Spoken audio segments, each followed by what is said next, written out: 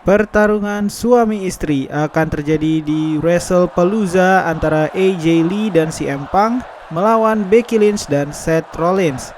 Selain itu, The Usos akhirnya kembali bersatu dan juga akan hadir di WrestlePalooza menantang The Vision, Bron Breakker, dan Bronson Reed. Apa yang akan terjadi selanjutnya? Kita akan bahas semuanya di WUI Podcast, part of WrestlingUniverse.id.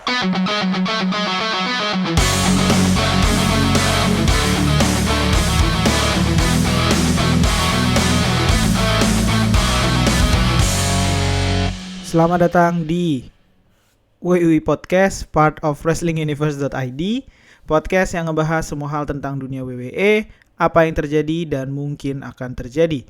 Bersama gua Fus Hilmi, setiap Senin dan Kamis pagi hadir untuk ngebahas apa yang terjadi di dunia WWE. Sebelum lanjut, jangan lupa follow dulu WUI Podcast di Spotify dan Noise. Nyalain loncengnya biar lu dapetin notifikasi terkait episode terbaru. Dan sekarang WUI Podcast juga hadir di YouTube-nya Wrestling Universe Indonesia. Jadi boleh di-subscribe, dinyalain loncengnya YouTube Wrestling Universe Indonesia. Dan jangan lupa juga follow Instagram dan TikTok @WUI Podcast. Boleh di-like, di-comment, di-share, di-repost. Dan jangan lupa juga follow Instagram @WrestlingUniverse.id untuk mendapatkan berita-berita konten terbaru terkait dunia wrestling. Dan episode kali ini kita akan membahas Monday Night Nitro yang buat gue sama serunya dengan Friday Night SmackDown sebelumnya. Tentunya masih dalam rangka kembalinya kecintaan kita semua, AJ Lee. Tapi juga ada yang reuni nih di Monday Night Raw, yaitu adalah The Usos. The Usos yang sebenarnya di Friday Night SmackDown atau di Monday Night Raw minggu lalu ya, yang sempat kayaknya udah ke-spill di mana Jimmy Uso datang menyelamatkan Jey Uso gitu ya. Dan akhirnya di minggu ini bisa dibilang resmi The Usos kembali. Jadi Jimmy dan Jey Uso tampil bersama lagi membuka Monday Night Raw dan tentunya mendapatkan sambutan yang meriah dengan aksi Yeet klasiknya mereka.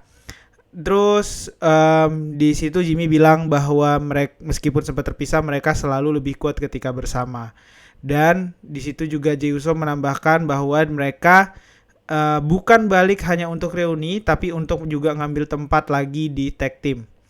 Dan setelah itu Bron Breakker dan Bronson Reed muncul dan langsung menantang dengan intensitasnya Breakker khasnya dia, dan Bronson Reed juga ikut mengejek.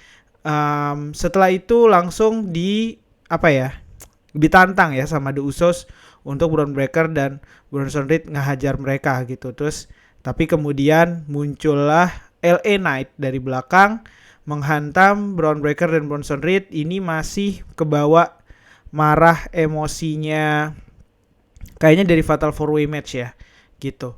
Dan kemudian setelah selesai segmen itu di backstage, LA Knight minta ke Adam Pearce untuk tanding lawan Any Bron katanya gitu. Mau Bron Breakker, Bronson Reed, LeBron James, Little Brony, siapapun, gua pokoknya mau lawan Bron katanya gitu. Dan akhirnya diresmikanlah LA Knight versus Bronson Reed. Nah, terkait The Usosnya sendiri di backstage, Jey Uso itu sempat mau cabut dari venue gitu ya, tapi dicegah sama Jimmy Uso karena menurut Jimmy Uso mereka harus di sana untuk ngebantu LA Knight gitu. Tapi Jey Uso nggak mau karena menurut dia ngebantu LA Knight nggak bikin mereka menang di WrestlePalooza lah gitu. Jey Uso pokoknya bisa dibilang lebih egois kali ini gitu. Terus tapi kemudian Jimmy Uso bilang ke Jey kayak, lu nggak terdengar kayak lu terdengar kayak Roman gitu. Dan di situ Jey bilang ke Jimmy Uso bahwa mungkin emang jadi gua ternyata nggak oke gitu, nggak ngefek. Jadi kasarnya menurut Jey jadi diri sendiri dia nggak berhasil, dia mungkin harus jadi orang lain kayak gitu. Nah dari sini dari momen ini ya, selain nanti gue akan bahas juga tentang LA Knight versus Bronson Reed, tapi kita bisa bilang The Usos resmi kembali dan sudah diresmikan The Usos versus Bron Breakker dan Bronson Reed nanti di WrestlePalooza. Tapi kembalinya The Usos di sini gue ngerasa dengan chemistry dan intensitas berbeda. Gue ngerasanya kembalinya The Usos ini masih dalam rangka nge-push Jay sebenarnya, nge-push Jay Uso, tapi kali ini dengan cerita pencarian jati diri gitu.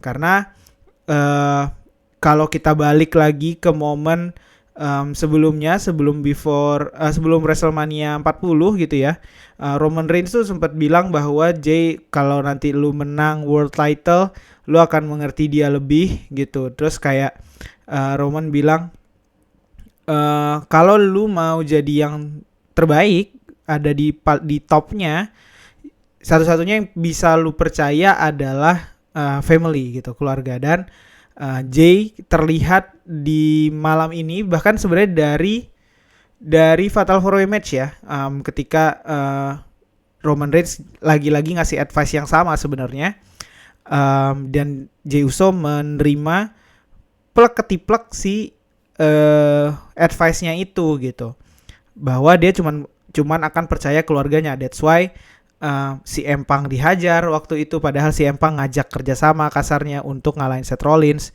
yang which is juga tujuan mereka bersama. Terus kemudian di malam kemarin LA Knight juga dihajar gitu. Jadi advice itu diambil plek-ketiplek gitu.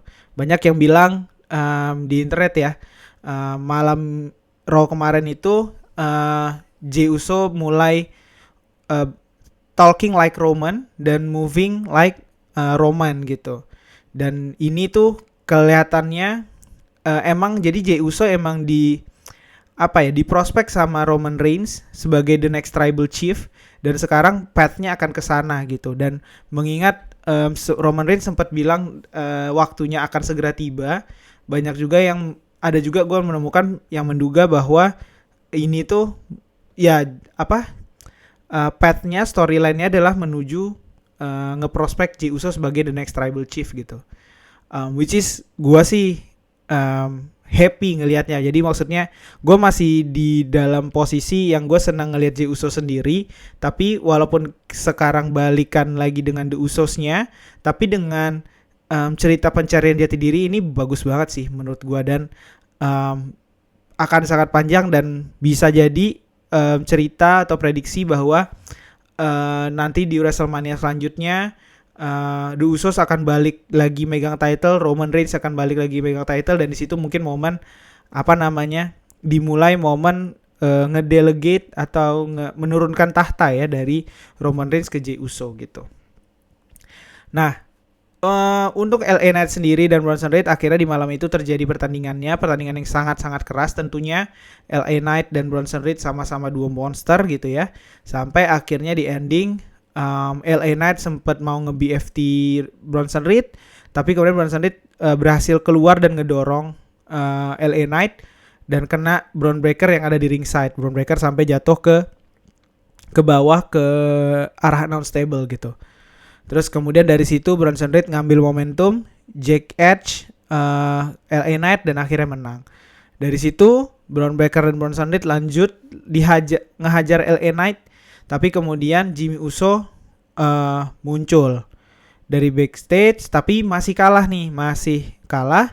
Dan akhirnya tiba-tiba Jey Uso yang tadinya sudah mau cabut dari venue gitu ya, atau bahkan sebenarnya kalau di tayangan udah kelihatan emang udah jalan cabut gitu, ternyata muncul dan berhasil memukul mundur Bron Breakker dan Bronson Reed.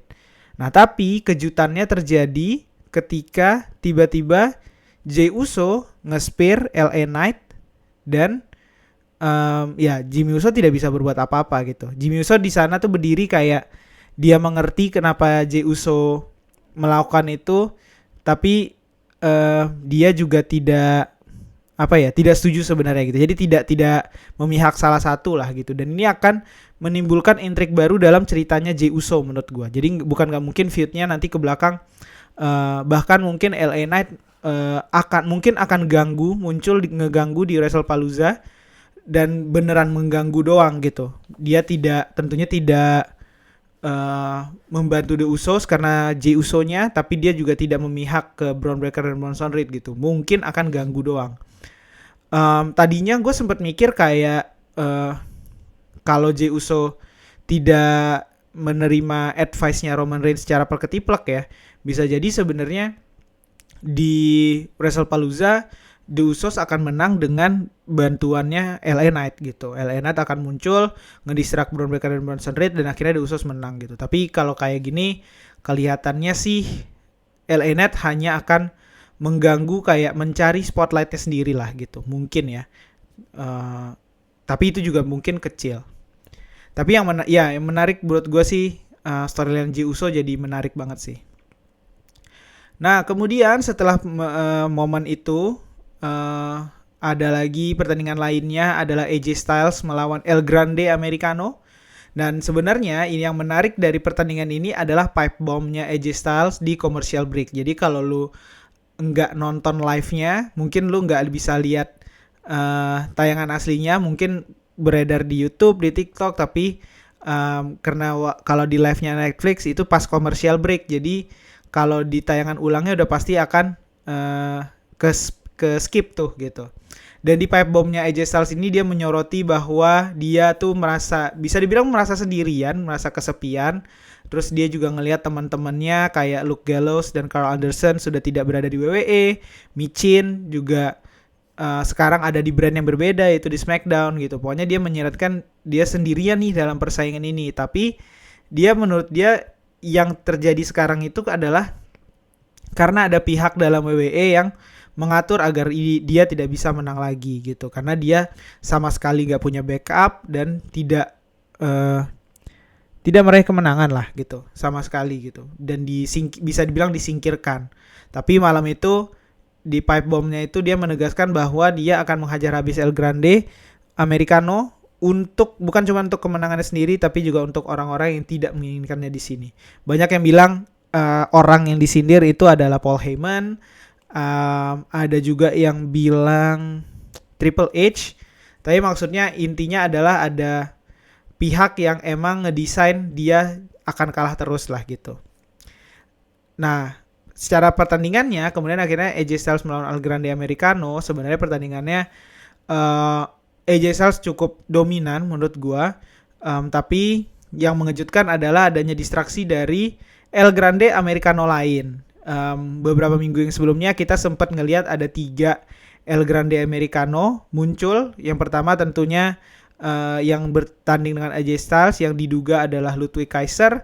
Terus kemudian sebelumnya sudah pernah muncul versi yang diduga adalah Pete Dunne dan juga versi Tyler Bate. Dan kali ini muncul satu nih, cuman gue juga nggak bisa nge-identify ini siapa, Pete Dunne atau Tyler Bate atau jangan-jangan yang lain. Tapi secara tampilan tuh lebih mirip kayak El Grande Americano-nya Tyler Bate gitu. Dan kali ini dia ngebantu El Grande Americano, Ludwig Kaiser. Karena pas kemunculan terakhir mereka tidak terlihat berteman, tapi juga tidak terlihat saling melawan gitu ya. Karena gue ingat waktu itu muncul itu 3-3-nya sebenarnya ngedistract pertandingan. Gue lupa ngedistract siapa. Jadi memang tidak kelihatan chemistry-nya atau relasinya antar 3 El Grande Americano ini. Dan di Monday Night Raw ini mulai kelihatan nih bahwa mereka siding ke sesama El Grande. Nah, tapi kemudian AJ Styles tidak sendiri. AJ Styles mendapatkan bantuan dari Dragon Lee dan akhirnya berhasil menang dari El Grande Americano. Di backstage Dragon Lee dan AJ Styles bisa dibilang teaming up gitu, dan bahkan menurut gue ini bisa jadi prediksi storyline ya. Dragon Lee mungkin teaming up dengan AJ Styles, mengingat dengan LWO-nya tidak berjalan baik rasanya gitu, apalagi ditinggal Rey Mysterio yang cedera dan belum balik-balik lagi. LWO tidak kelihatan gitu. Jadi Dragon Lee teaming up dengan AJ Styles untuk sementara sangat mungkin. Tapi juga karena pipe bomb-nya AJ Styles ini, banyak yang memprediksi bahwa ini adalah mengacu ke turn heel-nya AJ Styles gitu, atau anti-hero gitu. Anti-hero ini kayak Stone Cold Steve Austin sempat dulu gitu. Bisa juga ini adalah storyline menuju ke kontraknya AJ Styles yang akan habis di tahun depan. Jadi habisnya kontraknya ini akan didesain sebagai uh, kontraknya habis karena dia didorong keluar gitu kira-kira. Jadi ada beberapa prediksi lah, dan sejauh ini mungkin masih perlu menunggu reaksi dari pipe bombnya AJ Styles gitu ya, terutama dari pihak-pihak yang diduga sama AJ Styles mendesain bahwa dia akan tidak bisa menang. Selain itu, dari sisi El Grande-nya, gue ngelihatnya bisa jadi makin deket nih terbangunnya stable-nya El Grande Americano. Mungkin dengan Dominic Mysterio sebagai salah satu head-nya. Karena mengingat Judgment Day, Dominic Mysterio dengan El Grande Americano udah seberapa kali ketangkap kamera, ke gap, lagi ngobrol, lagi berdiskusi, dan bahkan juga dalam pandangannya Judgment Day kelihatan gitu. Jadi sangat dekat kemungkinannya Dominic akan ditendang atau keluar dari Judgment Day gitu. Stable-nya El Grande Americano akan seperti apa, ditambah dengan El Grande Americano pertama kita, Chad Gable, masih cedera, mungkin ini akan jadi cerita yang berbeda lagi. Kemudian ada pertandingan Lyra Valkyria versus Raquel Rodriguez. Ini adalah pertandingan Lyra Valkyria setelah lama nggak naik ring, setelah dia kalah dari Becky Lynch di SummerSlam atau di mana ya, gue lupa. Sehingga dia tidak bisa challenge untuk Intercontinental Championship lagi. Dan akhirnya malam Monday Night Raw kemarin, Lyra Valkyria naik ring dan sangat-sangat on fire melawan Raquel Rodriguez. Tapi kemudian seperti biasa Raquel Rodriguez datang bersama Roxanne Perez. Roxanne Perez ngedistract dan akhirnya Raquel Rodriguez menang. Dan dari pertandingan ini sebenarnya next week Lyra Valkyria akan menghadapi Roxanne Perez. Mungkin ya follow up cerita inilah gitu ya. Tapi arahnya kemana ceritanya sih belum tahu. Tapi ini mungkin lebih ke pemanasan Lyra Valkyria sebenarnya, biar dia tetap relevan dengan storyline WWE secara universal. Kemudian ada pertandingan antara Asuka melawan Nikki Bella. Sebenarnya ini adalah pertandingan yang awalnya agak aneh sebenarnya, karena momennya adalah ketika Adam Pearce ngasih tahu bahwa kontrak signing antara Io Sky dan Stephanie Vaquer dibatalin. Juga alasannya nggak jelas apa sih kalau gue ngelihatnya, tapi dibatalin aja gitu. Nanti terus tiba-tiba Nikki Bella muncul nenangin Io Sky, tapi kemudian seperti biasa Asuka nge-interrupt Io Sky-nya gitu, dan Nikki Bella yang ada di situ. Terus kemudian akhirnya terjadi ketegangan dan akhirnya Asuka menantang Nikki Bella untuk berhadapan langsung malam itu. Untuk Io Sky-nya sendiri tidak jelas ada cerita apa.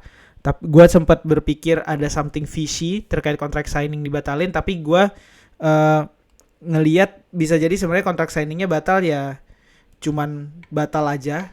Karena sebenarnya Adam Pearce juga bilang pertandingannya akan tetap jadi walaupun kontrak signingnya nggak terjadi gitu.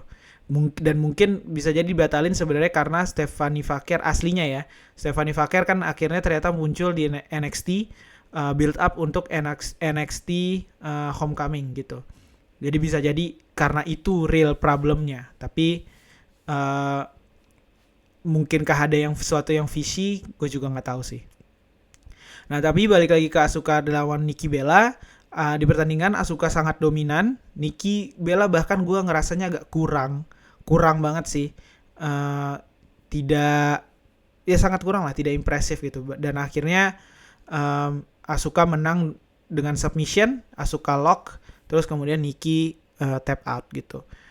Nah setelah pertandingan itu di backstage, Nikki Bella dikomporin sama Asuka lagi gitu. Dan terus kemudian Nikki kemakan, ngajak rematch. Terus kemudian terjadi ketegangan di sana, tapi muncullah Rhea Ripley di tengah-tengah mereka. Ini kayak menguatkan kembali kemungkinannya Rhea Ripley versus Asuka. Mungkin akan ada pertandingannya, tapi gue juga ngerasa feeling gue ini akan ada build up ke War Games nanti sih. Jadi Rhea Ripley dan Asuka masing-masing akan siding ke salah satu tim gitu. Dan mungkin gue sih masih percaya, dan gue juga ada ngelihat potongannya di Instagram atau di X gitu, kira-kira kondisinya Rhea Ripley, Io Sky, Asuka dan Kairi Sane tuh sama kayak momennya Sami Zayn, Kevin Owens, Roman Reigns dan Jimmy atau Jey Uso lah gitu. Jadi momennya ketika Roman Reigns nyuruh Sami Zayn untuk ngehajar Kevin Owens yang adalah sahabatnya waktu itu pakai kursi, tapi kemudian ketika Roman Reigns berbalik, Sami Zayn malah memukul Roman Reigns pakai kursi itu gitu, dan dia jadi sidingnya ke Kevin Owens dan dia bilang ke Jimmy Uso kayak sorry gue nggak bisa, ya pokoknya intinya dia bilang sorry gitu karena dia sidingnya ke sini.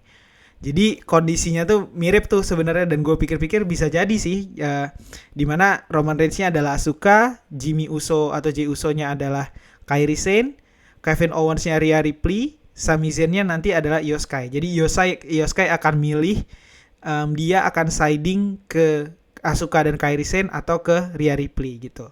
Dan harusnya secara build up sejauh ini sih dia akan sidingnya ke Rhea Ripley dan mungkin akan teaming up jadi tag team dan ngelawan Kabuki Warriors gitu. Dan itu akan sama juga build up ke War Games. Karena sejauh ini War Games untuk divisi wanita belum kelihatan sama sekali ya. Padahal kalau yang divisi pria udah rame banget nih isunya siapa-siapa gitu. Bahkan bisa jadi 2 pertandingan sendiri gitu. Nah, kemudian pertandingan selanjutnya sebelum kita masuk ke pembahasan utama kita, yaitu adalah Penta versus Rusev. Buat gue ini adalah pertandingan 2 orang yang sama-sama butuh storyline sebenarnya. Penta pas awal muncul sempat melejit, mengincar IC title, dihadapkan dengan Ludwig Kaiser, Pete Dunne, sampai akhirnya mengincar IC title itu kalau nggak salah Fatal 4-Way dengan Braun Breaker juga gitu. Melejit lah pokoknya. Tapi sekarang gue ngerasanya lagi turun banget. Sementara kalau Rusev dari sejak dia muncul balik ke WWE, dia sebenarnya gue ngerasa nggak dapat spotlight yang signifikan. Bahkan dia udah dapat street fight dengan Sheamus aja, gue ngerasa juga nggak terlalu signifikan gitu. Nah, jadi ini pertarungan yang menarik untuk dua pegulat, 2 wrestler yang sama-sama butuh storyline. Nah, tapi di tengah pertandingan, The New Day dan Grayson Waller muncul dan ngedistract. Meskipun begitu, Penta masih tetap dominan. Tapi kemudian ketika Penta lompat, Rusev dapat momentum untuk matchka kick di mid-air. Dan akhirnya Rusev menang. Buat gue sebenarnya dari sini Rusev itu cocok banget kalau dia mengincar Intercontinental Championship. Either dia langsung nantang Dominic Mysterio atau mungkin akan beralih dulu IC title-nya ke AJ Styles misalnya. Terus kemudian Rusev yang menantang selanjutnya, itu masuk banget. Sementara kalau Penta sepertinya masih akan dibentrokin dengan The New Day. Karena di commercial break juga The New Day masih muncul terus kayak minta orang-orang ngisi petisi untuk nge-ban Mexican Destroyer-nya Penta karena sangat berbahaya gitu. Jadi masih dengan isu yang sama udah berapa minggu, dan gue masih tidak melihat ujungnya akan seperti apa gitu sih. Nah, selanjutnya kita akan bahas topik utama kita masih dalam momen yang menyenangkan, adalah kembalinya kecintaan kita semua, AJ Lee. Setelah dia kembali kemarin muncul di SmackDown, kali ini di Raw dia muncul lagi setelah lebih dari 1 dekade, dan kali ini dia masuk mengenakan sabuk Women's Intercontinental Championship milik Becky Lynch yang sempat ketinggalan atau dicuri di SmackDown kemarin gitu. Dan AJ Lee membuka dengan perkenalan diri yang sangat menarik menurut gue. Dia bilang my name is AJ Lee. Oh enggak, dia pokoknya mention buat kalian yang gak ngerti kenapa SmackDown kemarin viral gitu. Perkenalkan diri gue. My name is AJ Lee and I am your favorite wrestler. Jadi dia ngeklaim dirinya adalah favoritnya atau idolanya para idola kalian gitu, dia bilangnya gitu. Dan gue rasa ini masuk akal karena gue baca berita banyak roster-roster yang sebenarnya tidak akan muncul di Monday Night Raw kemarin, tapi hadir hanya untuk menyaksikan kembalinya AJ Lee.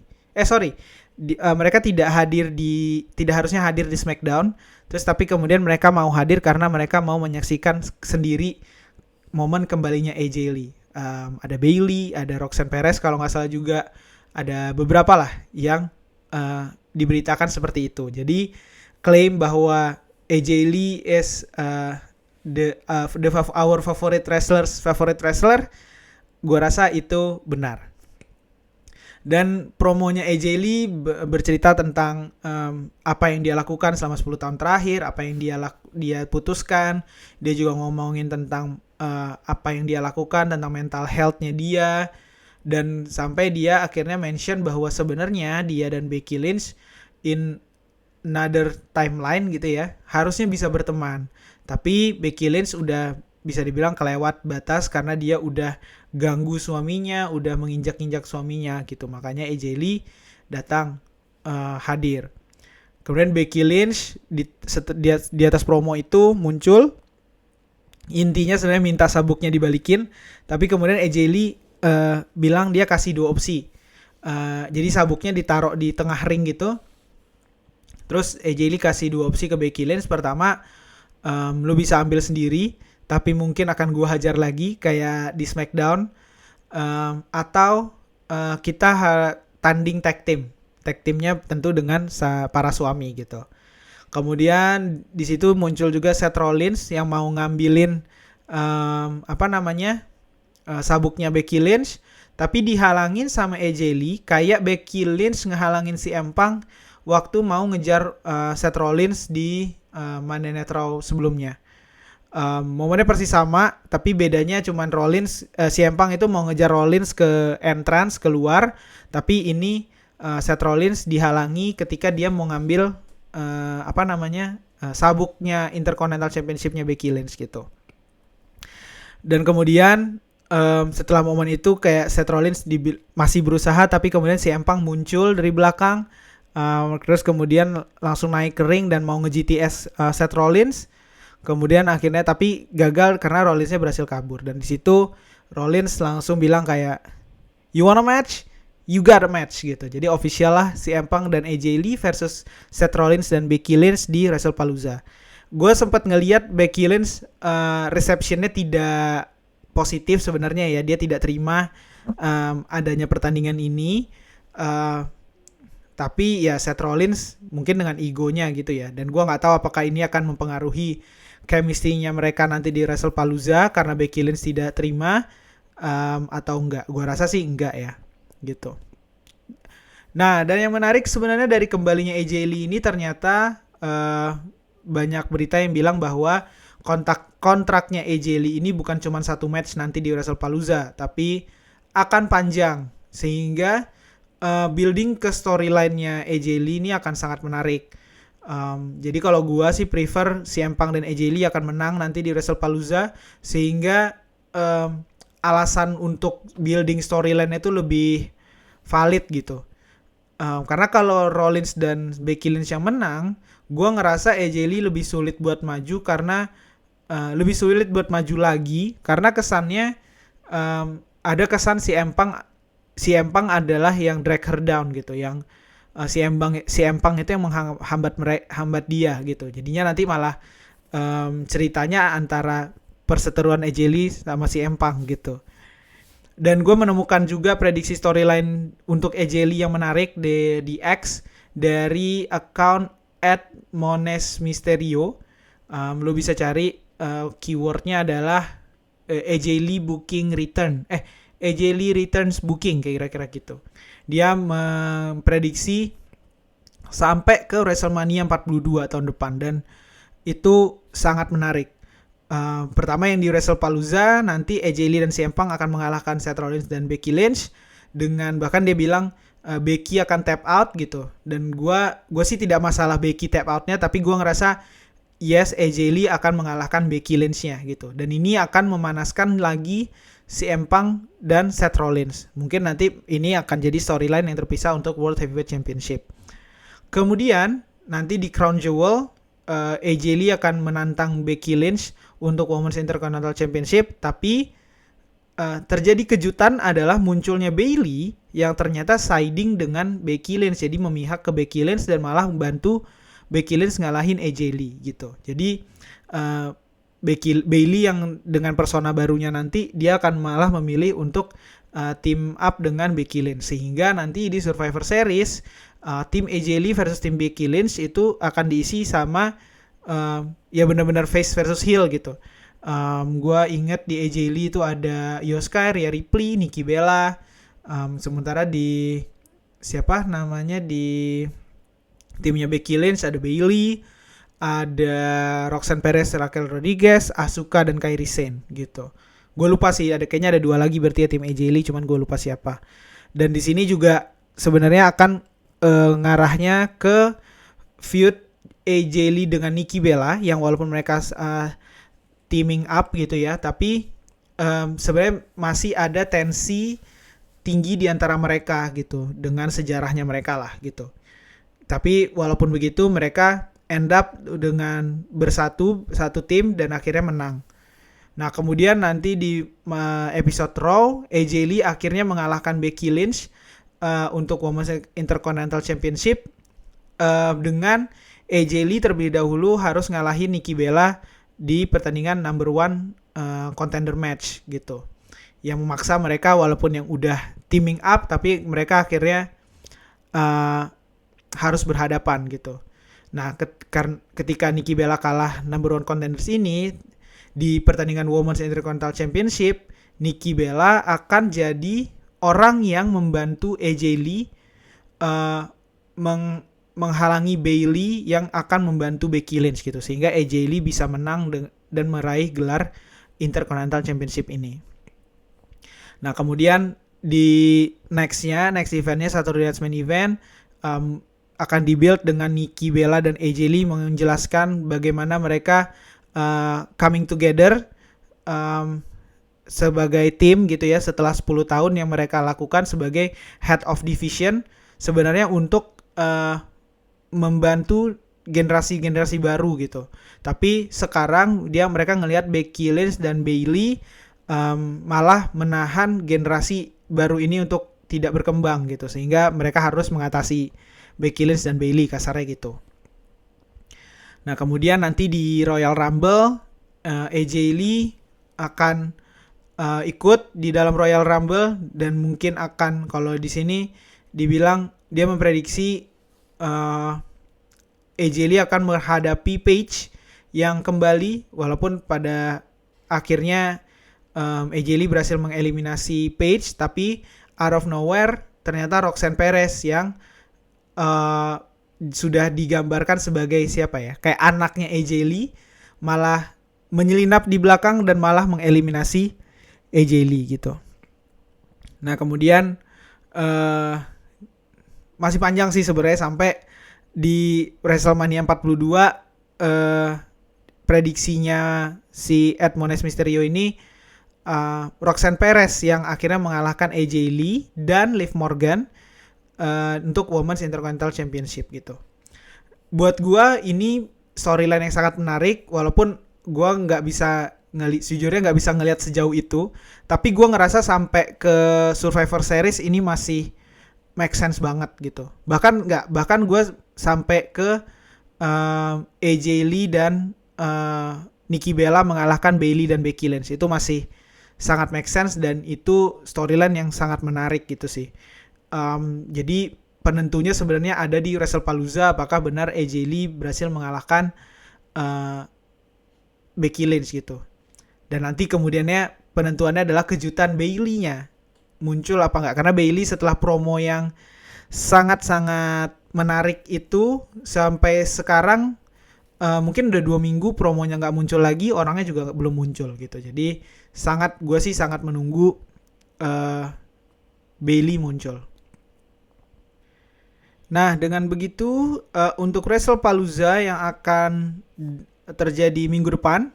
Kita sudah punya 4 pertandingan yang official, dengan 2 pertandingan terbaru terkonfirmasi. Itu adalah mixed tag team antara CM Punk AJ Lee melawan Seth Rollins dan Becky Lynch, dan juga tag team match antara The Usos versus Bron Breakker dan Bronson Reed.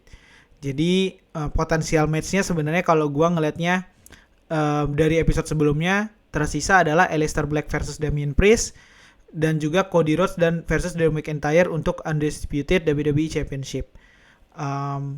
Kalau sekarang gue sih ngelihatnya, kalau ngelihat dari 4 ini kayaknya memang kekurangan match title gitu. Makanya mungkin Cody Rhodes dan Drew McIntyre bisa jadi terjadi gitu. Cuman entah kenapa ya gue ngerasa kayak masih kayak yang sebelumnya. Cody Rhodes tuh kayaknya masih syuting, harusnya Street Fighter dengan Roman Reigns juga, dan belum ada build up sejauh ini. Ya gue rasa mungkin match title-nya bukan Undisputed WWE Championship, tapi sejauh ini belum kelihatan apa. Jadi gue rasa mungkin dari SmackDown, mungkin US Championship, mungkin US title, mungkin cuman WWE Championship ya, Undisputed ya. Ya tapi mungkin match title lah, mungkin Intercontinental Championship, mungkin mengingat Worlds Collide, Dominic akan memperebutkan AAA Mega Championship dari Vikingo. Kalau dia dapat itu, gue rasa dia akan segera kehilangan Intercontinental Championship sih, menurut gue. Itu aja untuk episode kali ini. Tidak sabar untuk WrestlePalooza karena kita akan menyaksikan kembali lagi AJ Lee, menyaksikan lagi Brock Lesnar, The Usos, akan penuh sekali nostalgia di WrestlePalooza. Dan untuk sekarang episodenya cukup dulu. Kalau kalian suka atau punya opini-opini lain, feel free untuk share dan komen di episode ini. Jangan lupa WI Podcast akan tayang 2 kali seminggu, Senin pagi dan Kamis pagi. Jangan lupa follow WI Podcast di Spotify dan Noise. Jangan lupa juga sekarang subscribe channel YouTube Wrestling Universe Indonesia untuk juga bisa mendengarkan WI Podcast di sana. Jangan lupa follow Instagram dan TikTok @WI Podcast. Boleh di-share, di-like, di-komen, di-repost. Jangan lupa juga follow Instagram @wrestlinguniverse.id untuk mendapatkan konten-konten berita-berita terbaru terkait dunia wrestling. Untuk sekarang gue Fus Hilmi cabut dulu. Sampai jumpa di episode selanjutnya.